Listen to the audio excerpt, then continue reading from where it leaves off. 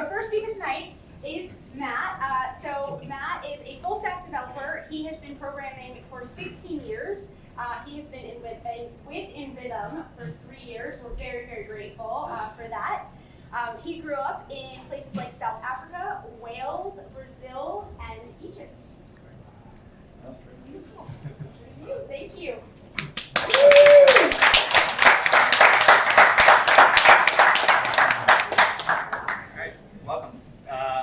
My name is Matt Billard, and welcome to my talk, Become Full Stack, Introduction to Java Spring Boot for JavaScript Developers.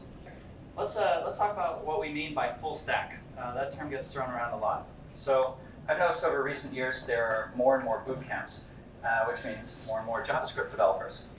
And most of these JavaScript developers know some Node, Ruby, Python, or even PHP. But from my experience, I haven't seen a tremendous amount of demand for these in enterprise environments. Corporations still seem to overwhelmingly use Java. So if you want to work full stack in an enterprise environment, you should probably learn Java. So when I say full stack in this talk, I mean specifically JavaScript and Java. So where do I start? That's a good question. The Java ecosystem is huge. You'll notice that right off the bat. And you're there, over on the end. You know JavaScript, and you want to get here and be full stack. And in between is this thing called Java, and there's a ton to learn. You need to learn things like JRE, JDK, JVM, compiler. There are more variable types, so byte, int, short, long, float, double, boolean, and strings. You have your standard programming stuff, and it also has richer classes, so it has classes and objects, as well as abstract interface enum. Instead of just arrays and hash objects, you have arrays, lists, sets, queues, stacks, maps, and you have stuff you've never even heard of before as a JavaScript developer, so like boxing, unboxing, and generics. In addition to all the libraries and frameworks that go with an ecosystem. So it's a lot. Where on earth do you start? For me, the way that I learn best is to start with a vision. I like to know where I'm getting to in the end, so that when I'm in the boring parts, I don't lose my motivation. So that's what we're going to do tonight. We're going to take a leap straight to the end to Spring Boot. Spring Boot is a framework in Java. It's probably the most popular framework for writing web servers. So when the day comes and you're full stack, you will probably be working with Spring Boot. It's frequently used in enterprise environments, and it's popular for a reason. It has tons of features. It makes it very easy to stand up a server, to have REST APIs, to do MVC design patterns. Connects with a variety of SQL databases very easily, so Postgres, MySQL, H2, and others. And NoSQL is a breeze as well, so MongoDB, Elasticsearch, Redis, Cassandra, Couchbase, and more. It does things like WebSockets, caching, emails, and scheduling, hot reloading, health checks, management, security, and more. So you can see why this thing's popular. It's very mature and has lots and lots of features. So in order to help you learn, I think probably what we can do is we can compare Node and Express to Java and Spring Boot. You probably already know Node and Express as a JavaScript developer. So we're going to compare them side by side, and that way you'll know the new terms, and when you run across them, you'll go, I remember that. So here's your comparison. When you're programming JavaScript, you're probably using VS Code. But when you're doing Java, you're probably using IntelliJ, or perhaps Eclipse. You're familiar with Node and NPM, but you'll be using Maven or Gradle for your dependencies and build with Java. Your dependencies, you use package.json. Instead, you'll be using pom.xml, which is an XML format, not JSON. To start, you're very familiar with npm start, but over in the Java world, you're probably actually going to configure your IDE so you can just hit the play button, or maybe using Docker, or running a command like Maven Spring Boot run. There are more options here. And when you start a project for Node, you're probably using Express Generator maybe. You'd probably be using Spring Initializer with Java. And lastly, virtually all the tutorials I see for Express use MongoDB, whereas in the Java world, you're probably using some SQL database like Postgres or MySQL, and something fun like Elasticsearch. So, now's the fun part. We're going to do a quick demo, but more importantly, a tour of some code. And I have to give credit to HelloCoding.com for this. I found a great example that they had made. I tweaked it just slightly to make it clear for this presentation, and it's posted to GitHub. So big thank you to them. All right. Here you have an amazing app. It's just a standard CRUD app. You have the ability to create, list, read, edit, and delete. I know, fantastic, right? And it has, if you look in the network panel, things like this XHR to list data, or you can read a single record. Similarly, you can update or delete. But that's not the exciting part. Let's take a look actually at the code. Here you can see IntelliJ. I've run the application down here with Docker. And we're going to take a look at the files on this side here. Most importantly, you see the source directory. That's where all your code goes. You're familiar with that. But instead of build or dist, it's called target. So that's an important difference. And you mentioned before the pom.xml file. You can see that it is XML, so it's not quite as readable as JSON. But you can very clearly see the dependencies listed here. Let's dive in. Java projects and Maven projects, Spring Boot projects have a much more well-defined folder structure that's much more standardized than your JavaScript projects. So right here we have source, main, Java, and also resources. Here you can see the application.properties. This is your configuration. It can also be called application.yaml. And you can see here it has a bunch of stuff for configuring the database connection. Java likes its folders, that's for sure. So here we have Java, example demo, and probably the most important file in this whole application.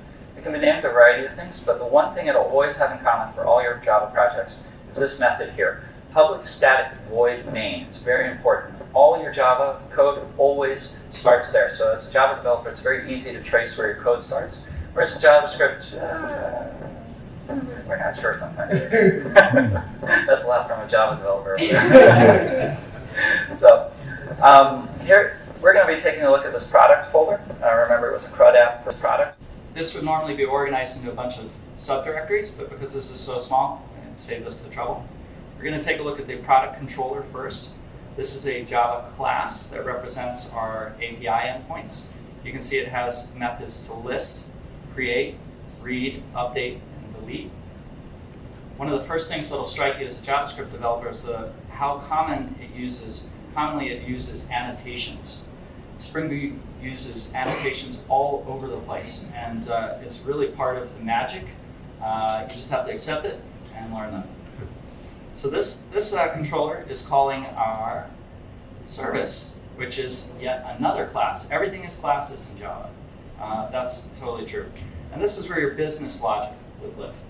Of course, this being a simple application, each one is just about one line. And this one calls our repository. A repository is the file that interacts with our database. And what will amaze you as a JavaScript developer is just how lean this file is. It actually has no content here. It's not that I've collapsed it. It literally has no content. You literally just have an interface that extends JPA repository, and Spring Boot goes, oh, I know what you want. If we go back to the service, you can see here that the repository, it's automatically added methods for us like find all, find by ID, save, and delete by ID. Spring Boot has a lot of magic. Whether you like it or hate it, that's a fact. And part of that is things like repositories. So lastly, let's take a look at our product file. And this will truly seem strange to you as a JavaScript developer. Every type of thing in your application, and especially everything in your database, needs to be represented by a class. So you can see here we have product class. It has things like ID, name, description, price, and some timestamps. It has a couple constructors and also some getters and setters. Some of this code can be reduced through yet more annotations, but I've shown it longhand for you here. Again, so just wrapping up, we have a pom.xml file, we have the application.properties, we have our main file with public static void main, and then you have things like controllers, services, repositories, and what are called entities or models. That is the gist of a Spring Boot application. So when you see your first Spring Boot application, now you'll be familiar. All right, so you know where you're trying to get to. How do you get there? What do you learn? Where do you learn it? I would certainly recommend starting with JetBrains Academy. I tried a variety of different ways to learn Java, and this is hands down incomprehensibly better than all the others.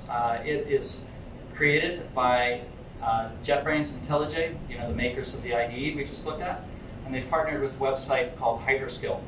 It's free and it's incredible. Take a look at the huge number of lessons that they have. They have literally a couple hundred lessons here. Each one can take like an hour to do. The amount of content here is truly astounding. After you've done that, it's probably time to move on to Spring Boot. The official website has a bunch of guides, tutorials, and documentations.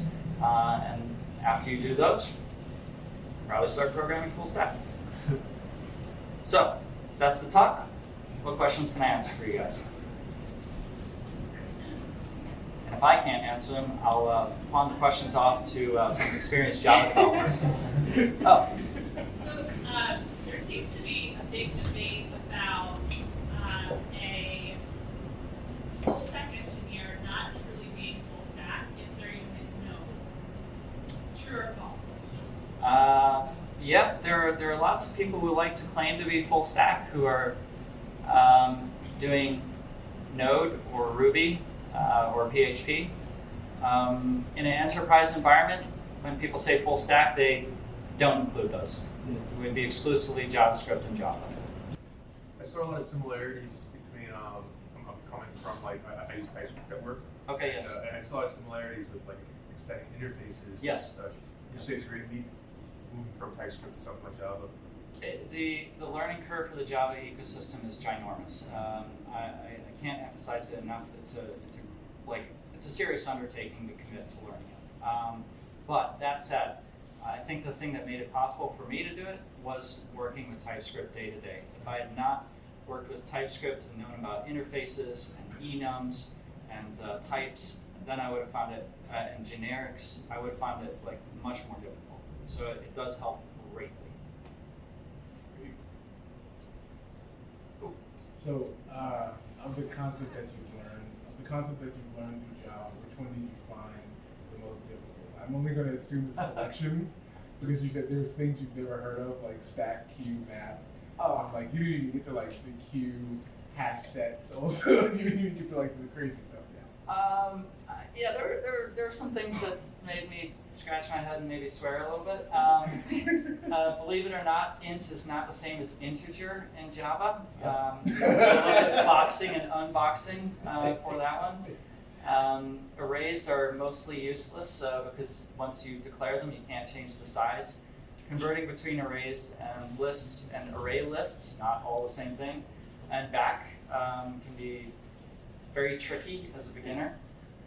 So those are probably just a few. One of my jokes is only the Java ecosystem could make a framework so complicated, Spring, that they needed to make another framework, Spring Boot, to make the original framework usable. That's not too far from the truth. So there's a lot to learn, but we love each other, we poke fun at each other, different communities. We get along. I mean, you kind of touched on like the conventions for the directory structure in Java and how they're kind of standardized. Yeah. Is there any reason why? Because I've like looked at Java code bases and sometimes it'll be like main/dot/this/that/this/do/that/me/her. Yeah. And then I'll finally get to like the root of like where the file is. Like, why is there like so many empty directories that all lead Yep. down to the same line? Yeah, that's definitely one of the things that'll confuse you when you first start. A huge part of that has to do with build processes. If you think about it as a JavaScript developer, it's only recently that we got Webpack, where things are somewhat standardized. Before that, everyone was writing, Grunt or Gulp, or not even having a build process at all, really. So I think Java went through those. My understanding is they went through those pains like decades ago. They invented Ivy and Ant, and everyone was configuring their own builds. And eventually, people said, "Enough of the craziness. We're going to make something called Maven." And if you just put the things in the right places, we'll do what you expect us to do. And so it's really a lot of that. Yeah. All right. Last question. Thank you, guys.